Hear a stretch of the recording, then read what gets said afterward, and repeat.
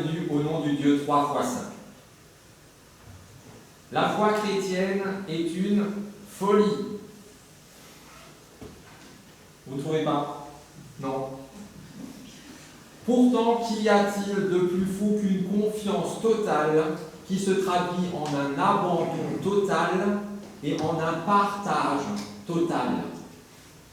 Ce sont là trois aspects fondamentaux de la foi chrétienne qui sont complètement fous parce qu'ils sont poussés à l'extrême. Pas de demi-mesure, pas d'hésitation, pas de compromis. Et c'est ainsi seulement que le résultat est garanti. Pour l'instant, poursuivons dans la louange avec le premier chant. Du hast uns gerufen, il y a 4 strophes.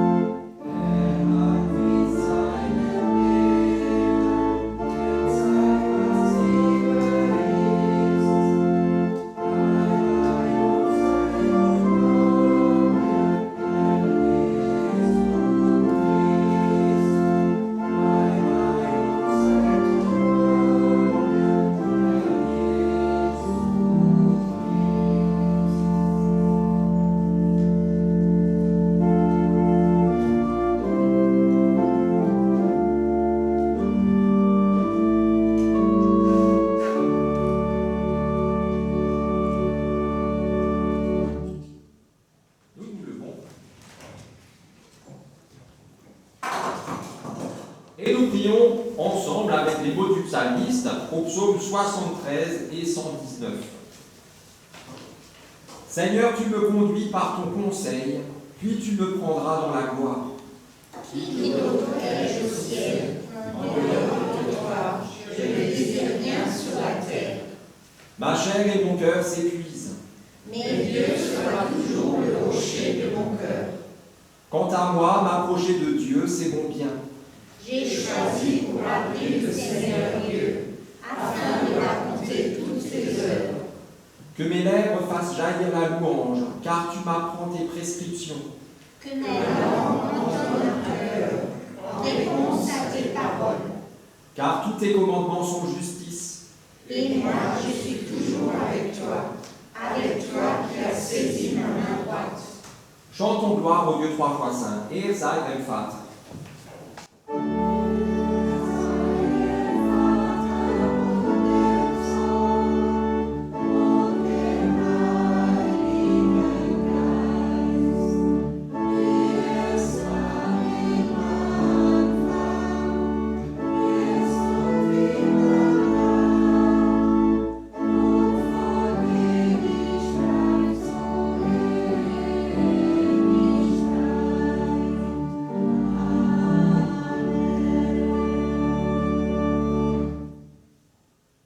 Parce que nous sommes sûrs de l'amour de Dieu pour nous, nous pouvons reconnaître devant lui ce qui nous sépare de lui.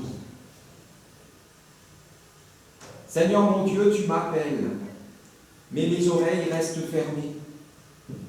Tu ouvres devant moi le bon chemin, mais mes pas se perdent souvent dans d'autres directions. Tu me montres là où je serais utile, mais je détourne alors le regard. Dieu de compassion, je reconnais devant toi que je préfère paraître fort plutôt que de reconnaître mes faiblesses, que je me fie plutôt à mes propres forces que de m'abandonner entièrement à toi, et que je rends le double du mal qu'on me fait plutôt que de pardonner. Mais tout ça, Dieu de toute grâce, tu le sais déjà. Tu sais que je n'ai pas vécu parfaitement selon ta volonté. C'est pourquoi je te demande de me montrer à nouveau la puissance et la sagesse de ta parole, la force et l'assurance de ton amour, l'immensité et l'indéfectibilité de ton pardon. Oui, Seigneur, je t'en prie, prends pitié de moi. Herr, erbarme dich.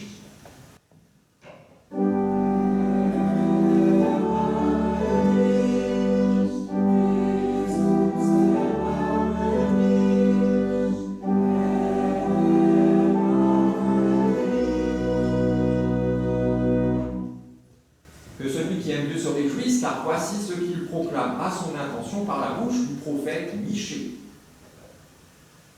Aucun Dieu n'est semblable à toi, Seigneur. Tu effaces la faute. Tu pardonnes la révolte du reste de ton peuple qui a survécu. Ta colère ne dure pas pour toujours, car tu prends plaisir à nous manifester ta bonté. Notre Dieu nous pardonne, il efface nos erreurs, nos chutes, nos trahisons, nos mépris et nos violences. Notre Dieu nous pardonne, il comble la distance que le péché avait creusée entre lui et nous. Il nous ramène à lui, il nous blottit dans ses bras d'amour. Notre Dieu nous pardonne, il nous relève, il nous redresse, il nous guérit.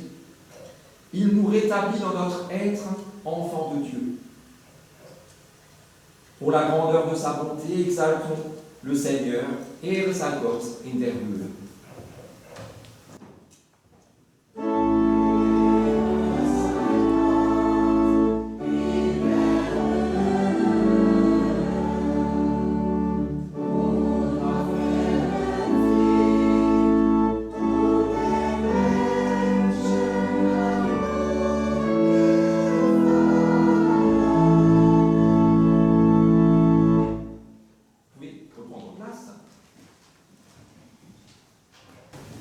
Et avant d'entendre la première lecture pour ce matin, nous prions pour que ces paroles deviennent pour nous paroles de vie. Père éternel, au long des jours passés, nos pas ont cheminé de nombreux chemins. Nous avons marché, mais nous avons aussi trébuché. Nous nous sommes pressés et pourtant nous avons peiné à suivre le chemin que tu nous as tracé. Père éternel, nous t'en prions, dans la course folle de notre quotidien, donne-nous de nous arrêter un instant, de faire une pause, pour te laisser nous ressourcer, pour nous voir comme tu nous vois, et pour entendre ce que ta parole nous dit. C'est pourquoi nous te le demandons, ouvre nos oreilles et nos cœurs, afin que nous percevions ton appel et que nous suivions celui que tu nous as envoyé, Jésus le Christ, ton Fils, notre Seigneur, qui vit et qui règne avec toi, Père, et le Saint-Esprit, un seul Dieu, pour les siècles des siècles.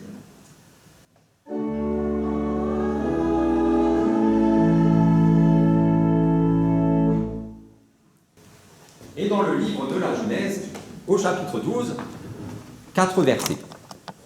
Le Seigneur dit à Abraham, « Va-t'en de ton pays, du lieu de tes origines et de la maison de ton père, vers le pays que je te montrerai. Je ferai de toi une grande nation et je te bénirai.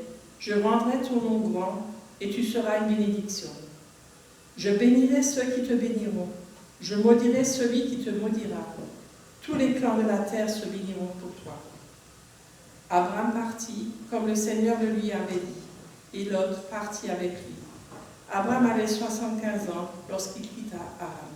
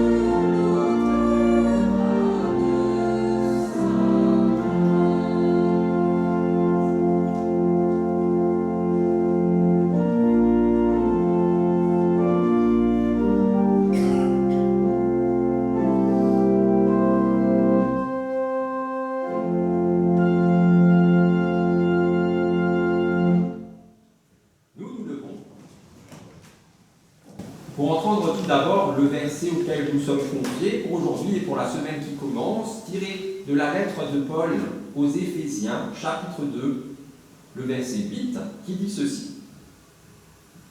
C'est par la grâce que vous êtes sauvés, au moyen de la foi. Cela ne vient pas de vous, c'est le don de Dieu. Acclamons l'Évangile en chantant Alléluia.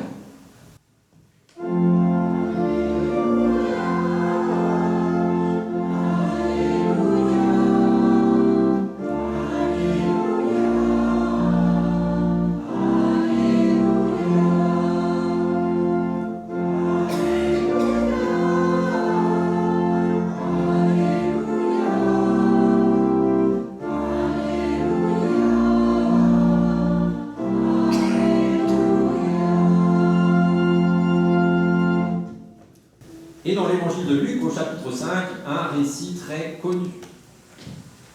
Comme la foule se pressait autour de lui pour entendre la parole de Dieu et qui se tenait près du lac de Génézareth, il vit au bord du lac 2 bateaux où les pêcheurs étaient descendus pour laver leurs filets.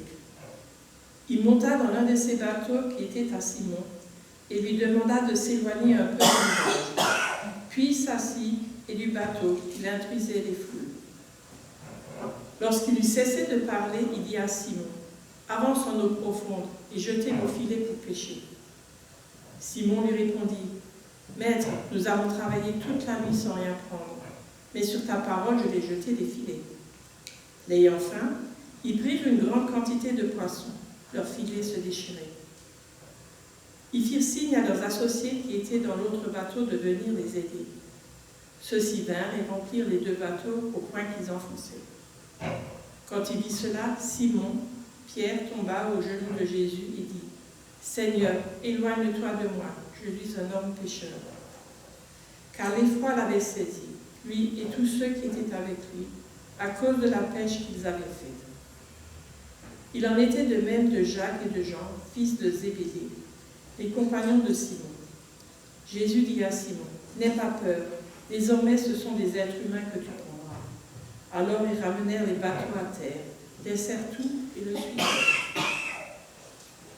Seigneur, ta parole est la vérité. Enseigne-nous à marcher selon ta vérité. L'Opsaldir au Christ.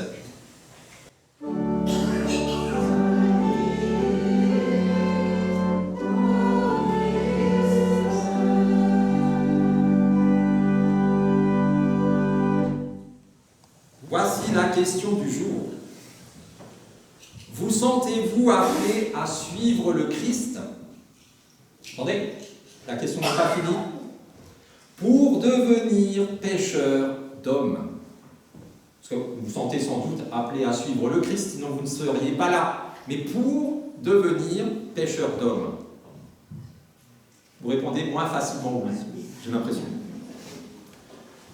On a entendu 2 récits, 2 appels. Le premier, c'est celui lancé par Dieu à Abraham.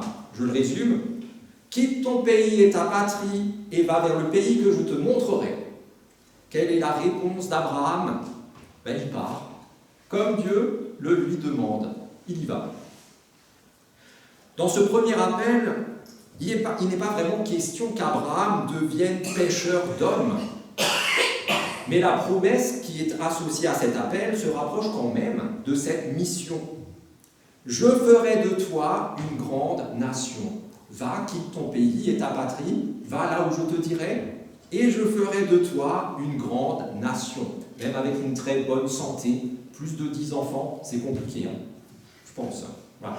Donc imaginez, produire une grande nation. Ah. Le deuxième appel que nous avons entendu, que Jésus adresse à Simon Pierre, je vais l'appeler Simon Pierre, comme ça ce sera clair, et à ses camarades, contient l'énoncé explicite d'une mission. Désormais, ce sont des êtres humains que tu prendras dans tes filets. Et c'est là le cœur de cette histoire, le cœur de ce passage, c'est cette mission confiée à Simon-Pierre et à ses camarades. Alors bien sûr, on connaît très bien cette histoire et on l'appelle, comment on l'appelle cette histoire de la pêche miraculeuse, on l'appelle, je viens de vous le dire. Voilà. On l'appelle la pêche miraculeuse. Et on se réjouit de ce que des miracles comme ça soient possibles. Mais le miracle de cette histoire, ce n'est pas cette pêche extraordinaire du jour. Avec tous ces poissons qui font presque sombrer les barques, plusieurs barques qui couleraient, c'est pas ça finalement le miracle. Le miracle de cette histoire, ce sont toutes les pêches qui suivront et qui ne seront plus des pêches de poissons, mais des pêches d'humains. La preuve, à leur retour sur la terre ferme, que font Simon, Pierre et ses amis? Ils laissent tout en plan et s'en vont à la suite de Jésus sans un regard en arrière, de la folie pure. Ils laissent tous ces énormes poissons pêcher miraculeusement. Une pêche comme ça, je suis sûr qu'ils l'avaient attendue toute leur vie. Et ils la laissent là, comme si elle n'existait pas ou comme si elle ne valait rien. Mais pourquoi Simon-Pierre et ses amis agissent-ils de manière aussi insensée et illogique? Ils ont enfin tous les poissons qu'ils souhaitaient. Pourquoi les laissent-ils sur le bord là et s'en vont-ils? Alors première raison, ils laissent ce merveilleux don de Dieu, donc tous ces poissons, pour en saisir un meilleur. Le don de Dieu, Jésus. Ils ont trouvé mieux que tous ces poissons. Pourquoi est-ce qu'ils se contenteraient de ces poissons-là? Deuxième raison, parce que dans cette barque, ce jour-là, c'est eux que Jésus a pris dans ses filets. En fait, Simon-Pierre et ses amis sont les premiers poissons humains de cette histoire. Il leur dit, vous allez pêcher des humains. Ce sont eux les premiers à avoir été pêchés par le bon pêcheur le bon pêcheur lui-même. Ce jour-là, ils sont les premiers que Jésus arrache à leur double condition de pêcheurs, ceux qui attrapent des poissons, et aussi, et surtout, de pêcheurs, ceux qui font des bêtises.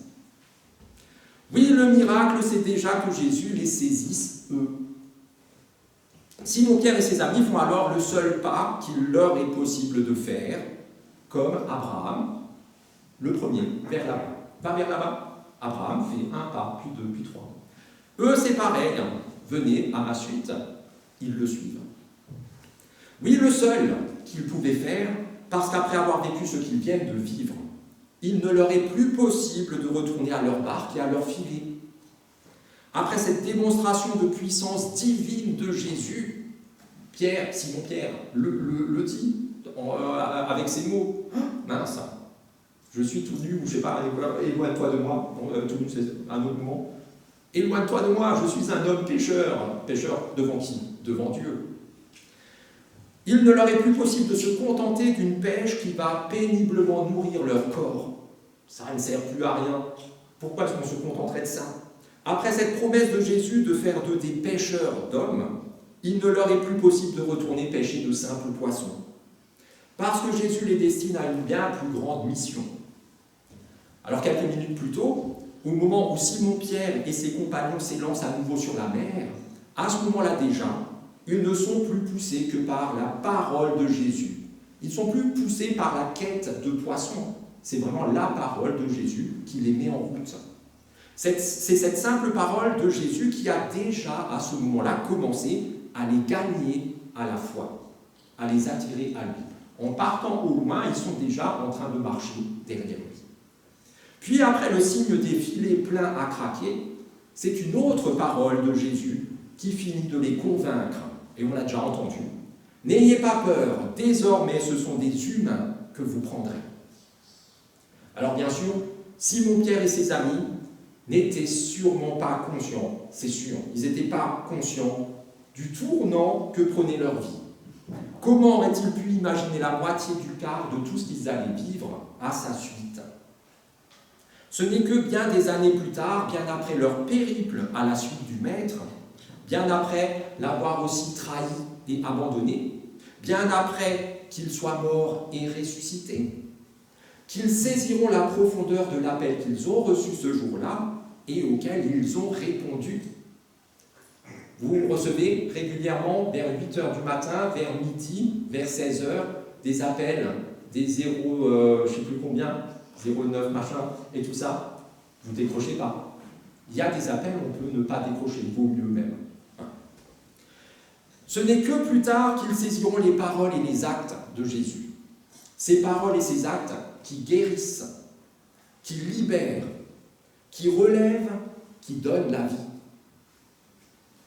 Ce n'est qu'au fil du long chemin de foi sur lequel Jésus les entraîne ce jour-là qu'ils saisiront également le commandement de Jésus, un commandement que nous rappelons quand nous faisons les baptêmes. Allez parmi tous les peuples et faites des disciples. Qu'est-ce que ça veut dire d'autre que aller pêcher des humains? Ce jour-là, cet appel n'a été entendu que par une poignée d'hommes, même pas assez pour faire les 5 doigts de la main. Les autres, ils sont restés à vider les filets. Ce ne sont même pas les leurs, mais ils sont là. Et ils en ont profité, bien profité de cette pêche miraculeuse pendant des jours. Ils avaient le ventre si bien rempli que le sourire ne quittait pas leur visage, même pendant leur sommeil, tellement ils étaient heureux d'avoir le ventre plein. Et puis un jour, ils ont mangé le dernier poisson de cette pêche. Et ils ont dû retourner pêcher à nouveau comme avant. Et ils se sont retrouvés bredouilles bien souvent comme avant, avec le visage aussi peu souriant que leur filet était à nouveau vide comme avant. Après avoir mangé le dernier poisson de cette pêche incroyable, ces autres, il ne leur restait rien de cette rencontre merveilleuse avec Jésus. C'est comme si ce jour n'avait jamais eu lieu. Pour les autres, tous ces autres n'ont pas été saisis par Jésus ce jour-là. Pourtant, la démarche de foi empruntée par Simon-Pierre et ses amis leur était aussi destinée. Tous, ils étaient invités à oser ce pas de foi, si ce n'est pas ce jour-là, c'était à un autre moment, à de nombreuses autres occasions. Espérons pour eux. Tous, ils étaient invités à saisir la signification profonde de cette pêche miraculeuse et à voir au-delà des poissons. Il fallait regarder au-dessus des filets et voir derrière Jésus. Voir Dieu en Jésus. Alors que ce jour-là, ils ont tous vécu la même merveille. Seuls Simon-Pierre et ses amis se sont laissés saisir. Parce que eux, ils étaient prêts. Les autres, non. Les autres, ils étaient comme ces poissons hors de l'eau, qui sautent dans tous les sens, qui paniquent, qui se débattent, qui se blessent. L'étang est ici, et ils sautent vers là. Vous voyez, vous avez déjà pêché. Si vous n'avez pas pêché, vous ne pouvez pas comprendre. Le poisson hors de l'eau, et vous essayez de l'attraper pour le remettre du bon côté dans l'eau, il ne se laisse pas faire. Ces autres sont comme ces poissons-là, en essayant de survivre, mais faisant tout ce qu'il faut pour mourir. Parce qu'ils étaient prêts, l'appel de Simon-Pierre et de ses amis est un appel particulier qui les destine à un témoignage particulier. Un appel particulier qui ne leur a pas laissé le choix. On dit toujours que Dieu ne force pas la main, et c'est vrai, il ne force pas la main de manière générale, mais il arrive pourtant des cas où il le fait, où il enfonce la porte. Comme le prophète Jonas, qui n'a pas eu le choix quand il fuyait sa mission, mais que l'énorme poisson l'a ramené à bon port. Vous n'allez pas me dire que Dieu n'a pas forcé Jonas à aller au bon endroit. Un gros poisson, pouf, 3 jours après. Comme l'apôtre Paul, qui n'aura pas le choix quand il s'en allait persécuter les disciples du Christ et que celui-ci, le Christ lui-même, le jette littéralement à terre. Arrête tes bêtises. Maintenant, tu vas être mon soldat. Vous n'allez pas me dire que Dieu n'a pas forcé un peu la main à Paul. Un appel que Simon-Pierre et ses amis vivront à fond jusqu'à confesser devant le tribunal juif que, et là je cite les paroles de Pierre, nous ne pouvons pas ne pas parler de ce que nous avons vu et entendu. Acte 4, verset 20. Et ils ne se tairont pas, tellement pas, qu'ils subiront le martyre, c'est-à-dire qu'ils témoigneront jusqu'à en mourir. Alors, reprenons cette question du jour. Vous sentez-vous appelé à suivre le Christ pour devenir pécheur d'hommes? Vous répondez encore moins facilement. Rassurez-vous, nous ne sommes pas tous appelés de la même façon qu'Abraham, Simon-Pierre et ses amis et l'apôtre Paul. Heureusement. Et pourtant, chacun à son niveau, Dieu nous saisit pour être nous aussi des pécheurs d'hommes, des témoins de ce que son amour et sa grâce font dans nos vies. Il nous faut juste cesser de nous contenter de remplir notre ventre des merveilleux dons de Dieu pour laisser le don de Dieu remplir notre vie tout entière. Il nous faut juste cesser de frétiller comme des poissons hors de l'eau pour le laisser, lui, nous saisir et nous plonger dans son étang de vie. Alors, saisis par Dieu d'une façon ou d'une autre, nous non plus, nous ne pouvons nous taire. Il nous faut dire au monde que Jésus a vaincu la mort et qu'il nous offre de vivre auprès de lui pour toujours. Il nous faut partager cette bonne nouvelle qui nous fait vivre pour qu'elle fasse vivre les autres de la même manière. Jamais plus nous ne cesserons de prier avec confiance, demandant à Dieu qu'il nous saisisse encore et encore et encore. Dans la barque de notre vie, peu importe où elle est, au bord, en plein milieu, dans la tempête, dans le désespoir de nos journées de pêche manquées, confiant en sa persévérance par laquelle il continue à nous appeler à sa suite encore et encore et encore. Confiant en son amour par lequel il fait de nous, à l'image de Jésus son Fils, des pécheurs d'hommes, qu'on le veuille ou non. Amen.